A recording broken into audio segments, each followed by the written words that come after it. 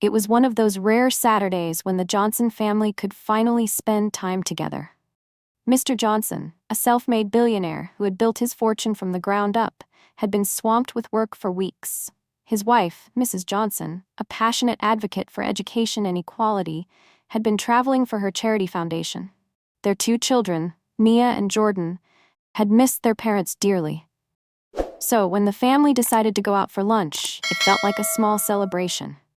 They chose a restaurant they hadn't visited in a while, a cozy upscale spot downtown called the Golden Plate.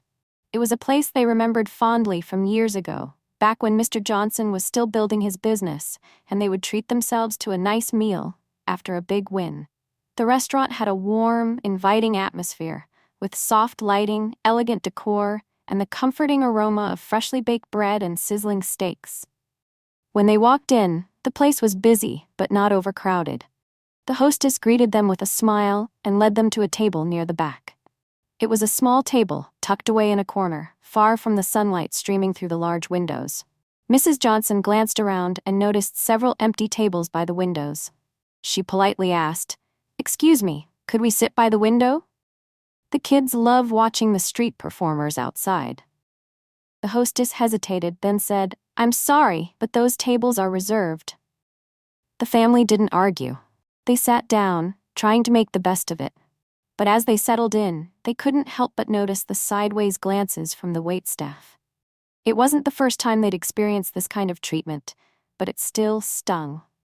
Their waitress, a young woman in her early 20s with a tight ponytail and a sharp tone, approached the table.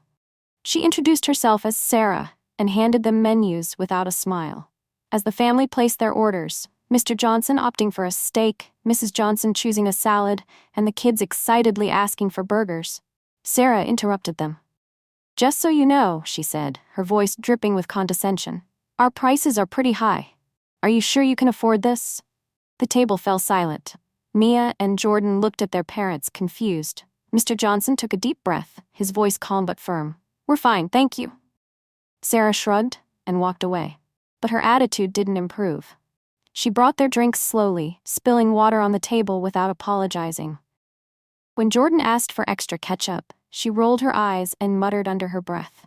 The family tried to ignore it, focusing on their conversation and enjoying their time together. But the tension was palpable. Halfway through their meal, Sarah returned, her arms crossed and her expression stern. "Listen," she said, her voice loud enough for nearby tables to hear. "I need this table for another group. You've been here long enough, it's time to go." Mrs. Johnson's eyes widened in disbelief. "Excuse me, we're still eating." Sarah didn't back down. "Look, I don't want any trouble, just pay your bill and leave." Mr. Johnson stood up, his calm demeanor masking the anger simmering beneath the surface. "We're not leaving until we're done, and I'd like to speak to the manager." Sarah smirked, clearly unfazed. "The manager's busy, and trust me, you don't want to cause a scene." That's when Mr. Johnson pulled out his phone and made a quick call. A few minutes later, the restaurant's owner, a middle-aged man named Greg, rushed out from the back. His face was pale, and he looked visibly shaken. He hurried over to the table, ignoring Sarah's confused expression. "Mr. Johnson," Greg exclaimed, wiping his hands on his apron. "I had no idea you were here. Why didn't you tell me you were coming?" Sarah froze. Her mouth opened, but no words came out. Mr. Johnson smiled politely at Greg. "We just wanted a quiet family lunch, but it seems your staff has a problem with us." Greg turned to Sarah, his face red with embarrassment. "Do you have any idea who this is? This is Mr. Johnson. He owns this restaurant, and this is his family."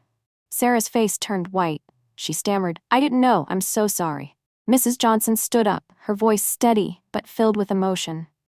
"It shouldn't matter who we are. Everyone deserves to be treated with respect."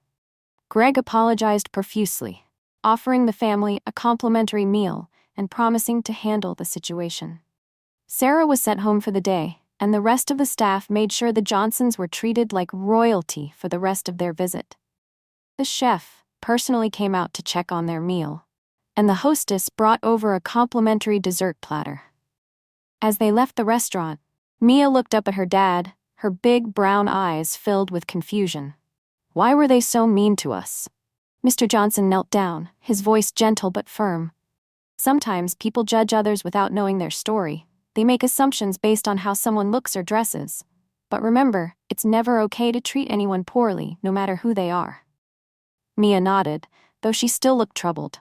Jordan, always the more outspoken of the two, crossed his arms and said, "She was really rude. I don't like her." Mrs. Johnson placed a hand on his shoulder. "It's okay to feel upset, but we have to remember that everyone makes mistakes.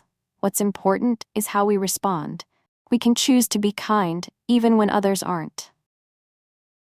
The family walked to their car, holding hands. They didn't let the incident ruin their day. Instead, they talked about how important it is to stand up for what's right and to always treat others with kindness, no matter what. As they drove home, Mr. Johnson glanced at his wife and kids in the rearview mirror. Despite the unpleasant experience, he felt a deep sense of gratitude. His family was his greatest treasure, and moments like these reminded him of what truly mattered. And as for the restaurant, well, let's just say Sarah learned a lesson she'd never forget. The next day, Greg held a staff meeting to address the incident, emphasizing the importance of treating every customer with respect and dignity. Sarah, humbled and remorseful, apologized to the Johnsons in person and worked hard to prove she could change. The Johnsons, true to their values, chose to forgive. After all, they believed in second chances and in the power of kindness to change hearts. Hey everyone, if this story moved you, if it made you think, or if it reminded you why we need to keep having these conversations, please take a moment to like this video. It really helps spread awareness. I'd love to hear your thoughts, so drop a comment below. Have you ever witnessed or experienced something like this? Let's talk about it. And if you believe stories like this deserve to be told, make sure to subscribe to the channel.